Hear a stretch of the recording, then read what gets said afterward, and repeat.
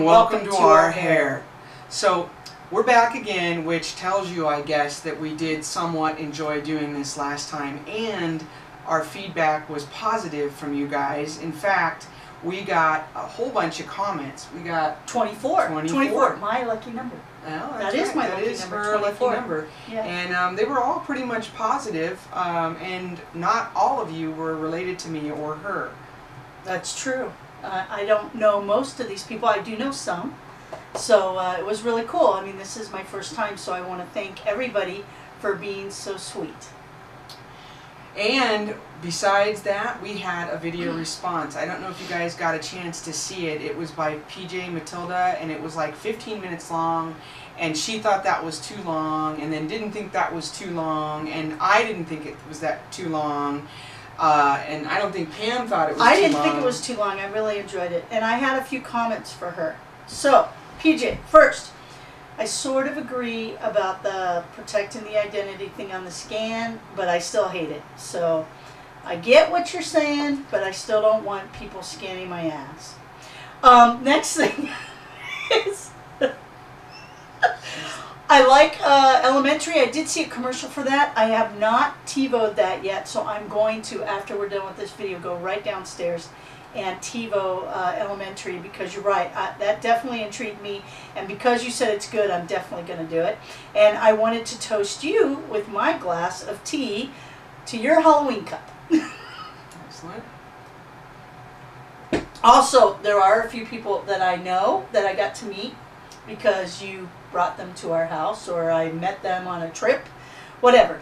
And I wanted to say hello to them because it's so cool to see some people that, or hear from some people in comments that I got to meet 1 or 2 or 3 times with Susan.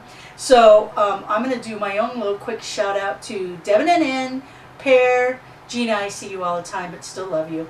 And Num Num, it's so good to hear from you. And Tracy Dawn, love you. And tell your girl, Nat, I love her too. Okay, I'm done with my shout-outs. Excellent. I'm sure you forgot somebody. I don't know who. All right, moving right along. So, again, we loved that video response. That's why we're doing this, right? That is why you have me doing this, yes.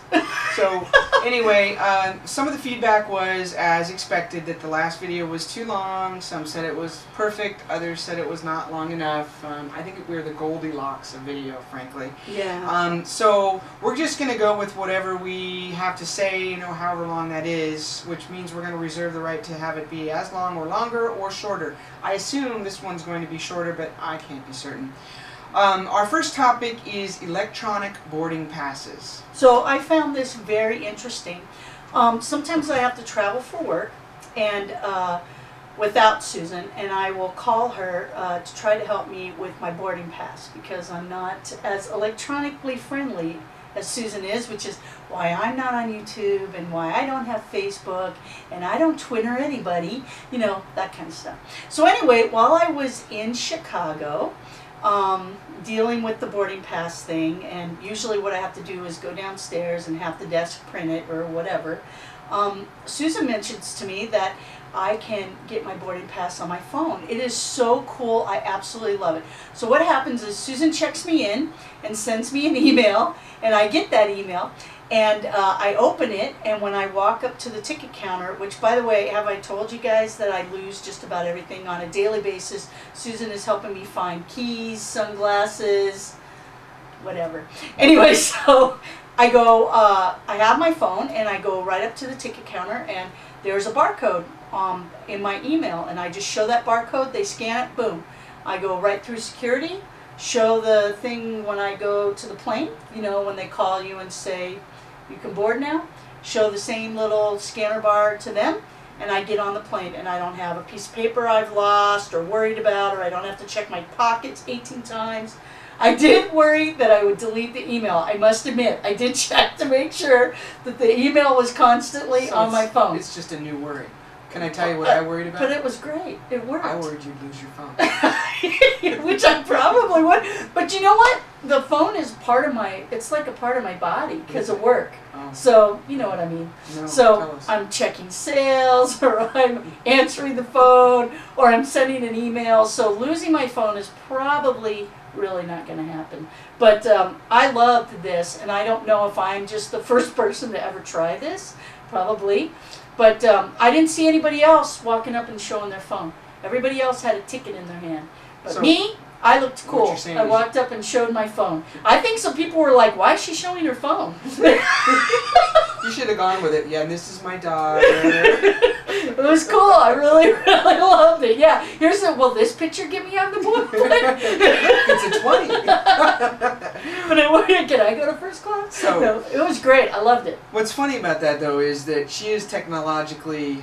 Challenged. I'm challenged. That's the better word than It I was is. gonna It use. is a good word. Anyway, but I usually am challenged in the travel department. I am the one, as we all know, because I've vlogged about this before, I think, gets searched, patted down, sent to secondary, has all kinds of weird crap happen to her. So much so I'm like a beaten dog, and I know I've told you about this, where I used to be defiant and wear my belt and do that, and now I, like, whatever I've even heard is a rumor, I will take off, you know? I was going to fly without a bra one time.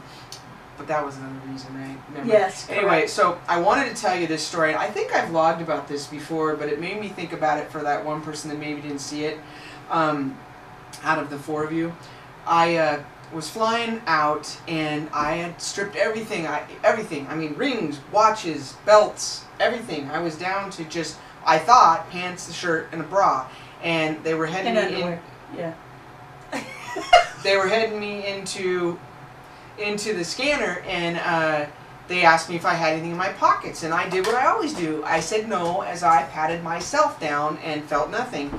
And I went to the scanner, and they scanned me, and they made me step back out, not go through and talk to me, but step back out, which is holding the whole line up. And they said, "What's in your pocket?" And I'm like, "Nothing." And then I reach in my back pocket. I had a Kotex in my back pocket. I forgot, and I just didn't feel it. And the lady goes, "Let me have that." She holds up the line. She grabs one of those flippin' baskets, puts the Kotex for all to see, like, you're all waiting because of this, and then makes it go through and scans my Kotex while I am held there like a prisoner. So, I think that's funny. of course you do. So I want you to know that her little, you know, boarding pass like issues, I feel are pale in comparison. And I think I even flew with you that time. No, you So weren't immediately I pulled out my gun, put it in the little container, and ran it right through the thing. So they wouldn't have to scan me or anything. So it worked out perfectly. So no. Anyway, Why didn't you just tell them that? You could tell them all kinds of things, like you need an extra napkin because they don't give you enough on the it plane, wasn't that I couldn't or take it's it. a mini pillow, you know, that's scented. It did occur to me to say it was my pet and don't touch her. But I, no, really, I was mortally embarrassed. Oh, and God. so I'm glad that you like that electronic boarding pass. Oh, I that's awesome. wouldn't use it personally because I'd be afraid my phone would die. What if you let your battery die? Then what are you going to do? Oh my gosh, Susan, the things you worry about That's so what I much do. about. I am. Well, first of all, usually when I go to check in, like, because sometimes I can't get the boarding passes, I'll just, you know, you go up and you slide a credit card or something through one of those little kiosks. Mhm. I absolutely love those. I don't really, because on these flights when I'm flying for work, I don't have bags to check and stuff. I have one bag, everything's in it, it's a really smaller bag, and I just pop that up above me, my seat. So I prefer to go to those kiosks and just swipe real quick and get my pass. So to not even have to go to that is great. But I would have went and done that. I sort of told myself, don't panic, just walk up, slide your credit card, I'll probably print you another So you had a boarding pass. backup plan, is what you're Yeah, but it was still making me check for my phone and my email. But I loved it. I loved not worrying about my boarding pass. saying. Okay, so, And you save trees. Right. So probably, you know, some of you already do this. In fact, most of you probably all do this. I don't 'cause- think so because, I just want to remind you, I don't know how many seats were on the plane. It was a full flight. And at least for me, I didn't see anybody else in line handing their phone to the gatekeeper, Anyway, the security checker, the I Anyway. can't get on the plane person. so, cool. Speaking of safety, another thing, the next topic that we wanted to talk about was theater safety.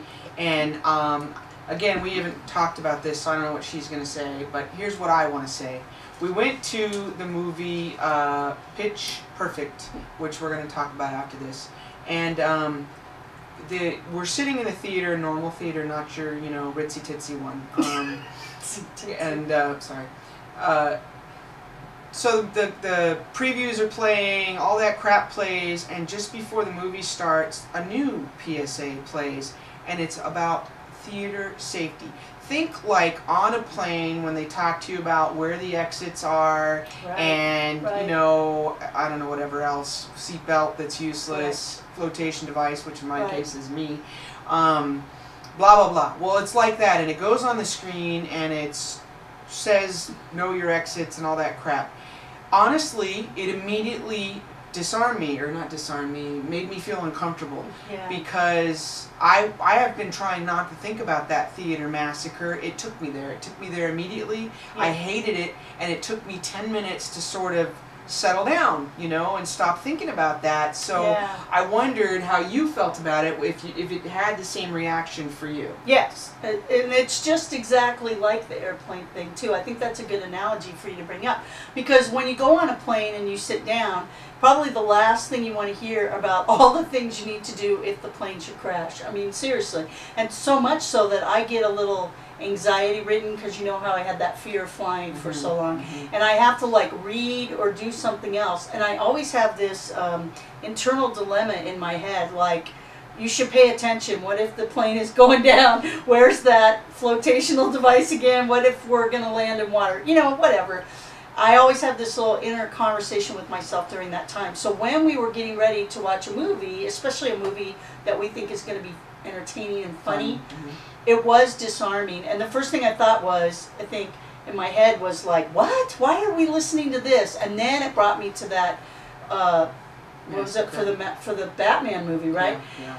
And so then I felt like kind of guilty for being mad about it, you know, for like, what the heck is this? Yeah, I really did, very quickly too, I might add. And then right into, maybe I should pay attention. What if somebody was going to come in here? Where are the exits? It did make me look for the exit. I've never done that before in a movie theater. It did make me think, what would I do if somebody were to come in for a split second? But I will tell you, right after that, about 5 minutes in the movie, I completely forgot about it. Well, but it was disarming. For me, I think part of the problem was placement. I wish they had done that in the, she's kneeing me into the table because I need her into the table because we need each other. Anyway, one of the things, she thinks she's so funny. She's a legend in her own mind. She's the funniest person she knows. Anyway, maybe if they had done that first, so then I could have gotten through some previews and maybe that annoying, like, laugh. That, no. No, you know I that, agree. you know that annoying thing where they show that stupid opera singer singing? Oh yeah, I hate that. And the cell phone goes off. So maybe if you had put Renaissance it all, time or yeah, whatever, if you put it all in front of that, maybe they would have given me enough time to get past it. But just for the record, I always, when I go anywhere, know where the exits are. I had already looked at it. You know, I already do. Right. I can't relax. If I go to a restaurant for the first time, I look around. What are exits? You know, what's an emergency exit? What's a potential exit? I could make an exit if I had to. That's just how I am. I know it. We joked about it last video. I'm hyper vigilant. I can't help it. I don't know why I am. It's not like I'm a Vietnam vet as far as we know, but I just am. So. Well, you're just absolutely more vigilant than anybody I know. Well, I mean, seriously. I don't know why, but the point I was making is that I can't relax until I've done that. I always think of it as like my due diligence or my go diligence. I always do. I have to sit with my back to the wall. She knows so well that she will. We walk into a restaurant, she will just stop and go, where do you want to sit? Because if she sits on the wrong side of the booth, I'll sit down, but the minute the waiter walks away, I'll go, this switch with me? And she always does, unless she's mad at me, and then it's like, no. No, I don't care. No, I'm kidding. really care. Anyway, so my point was that maybe if they had put it at the front end, right, it would have been easier, and I don't know that I would have wanted it there at all, really. I think for me, I didn't need that, but I guess my question is, were you grateful to get that? Grateful? highly doubtful. Would you like it to go away? No, Should that I be think standard that movie honestly, fare? for me, because work and stuff, immediately, like I told you about the guilt and all that.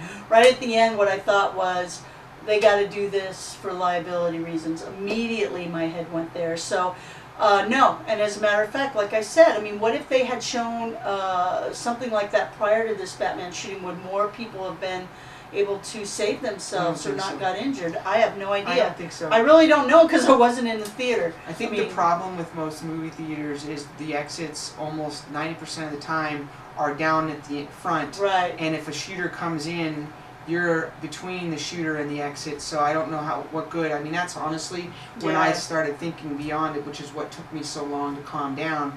I thought, well, we'd be fucked, frankly. I mean, right, because you have us sitting all the way in the back. Yeah, there's nowhere to go. The exit's here. They Maybe would I be shouldn't here. go to a movie with you Maybe anymore. potential liability. So anyway, what do you think about that? How do you feel? Because see, I think it's going to become part of the movie landscape. I think that like planes, you're going to see that at the front end of the movies, and it's unfortunate. For it's sometimes technology in my mind, there isn't any, but seriously, could be a bad thing because something can happen in one corner of the world. News spreads, and it acts like, because you've heard about it, it acts as though it's happened 1,000 times when it only happened once. But everybody has to be so proactive; it affects everything. So, personally, I wish it'd go away.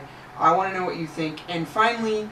Oh wait, and I also want to know what you think about the boarding passes. Am I really behind on that? I think no, because all these other people, I can't imagine all the people in line tried this, hated it, and moved back to boarding passes. So we need to talk. So answer us about that too. Right, and then the last thing we wanted to talk about for topics was the movie Pitch Perfect. I always have to. Two topics. Okay, but go ahead. Sorry. I always have to look at it because I always want to say perfect pitch. That makes more sense to my left brain or right brain. I don't know which I am. I think I'm a left brain, but I don't really know what that means. It's just that I like to sit on the left, as you noticed. So anyway, I always want to say perfect pitch, but it's actually called Pitch Perfect. Have you heard of this movie? Well, we went to see it last week, and I could tell you that I pretty much loved it. I feel like it's a combination of like Glee that I don't love, so bear with me. This generation's Fame and maybe The Breakfast Club all rolled up into one, and I thought there were some damn hysterical parts. I think it was mostly awesome, and I don't want to spoil it for you by saying any of the lines per se or even any of the things that happened because it might spoil it. But I loved it. So you would give it how many popcorns? Please how don't many say whatever? Popcorn balls. I'm not going to say popcorn balls. Popcorn buckets. I would give it 2 thumbs sodas. up. This would be me saying go to this movie and don't go to the fancy theater to see it because you're going to want to be in the movie. There's a lot of really good characters and dialogue and some of it, you got to listen to catch the, I think.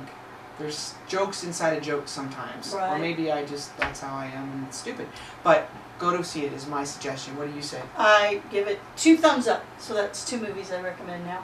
And I really am a Glee fan. I like Glee. I TiVo Glee. I'm not going to talk about Glee, but I do like it.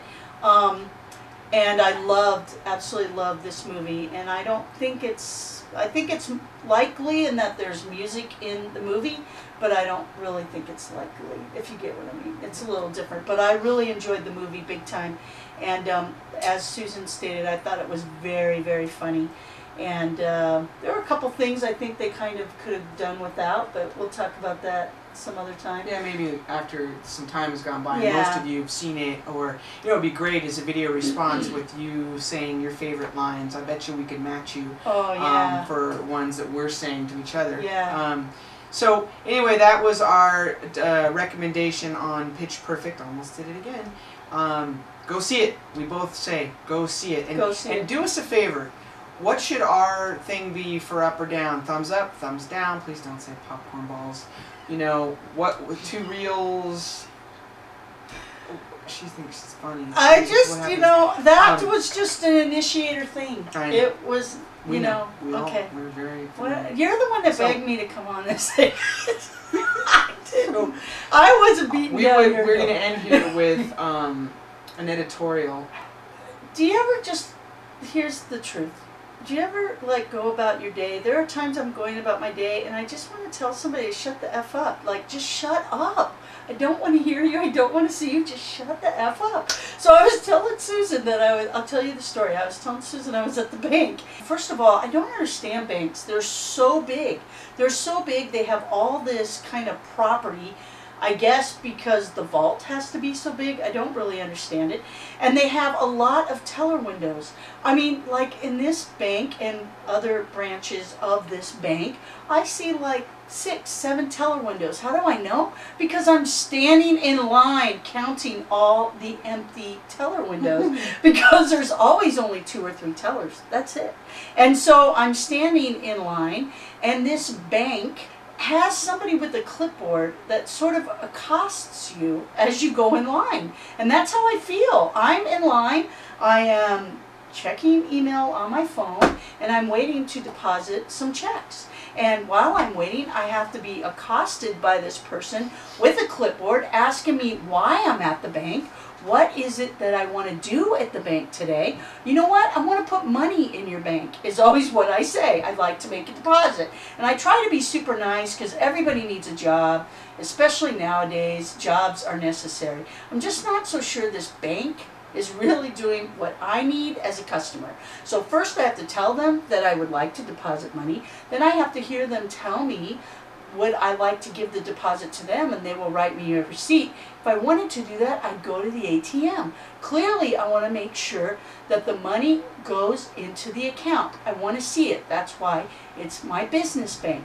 And then third, they have to tell me how, okay, wait in line and the teller will help me. What am I, a moron? Of course I know if I wait in line, the teller is going to help me, okay? What I don't understand is why isn't the stupid idiot with the clipboard behind the counter taking people's money, which is what everybody's doing in line. They either want money or they want to give you money. That's what they want. They don't want to be accosted by someone with a clipboard. So all the time when I enter this bank, I see this person and I want to tell them, just shut the F up. Just shut up. I don't want to answer your questions and I don't want to talk to you. I just want to give you some money.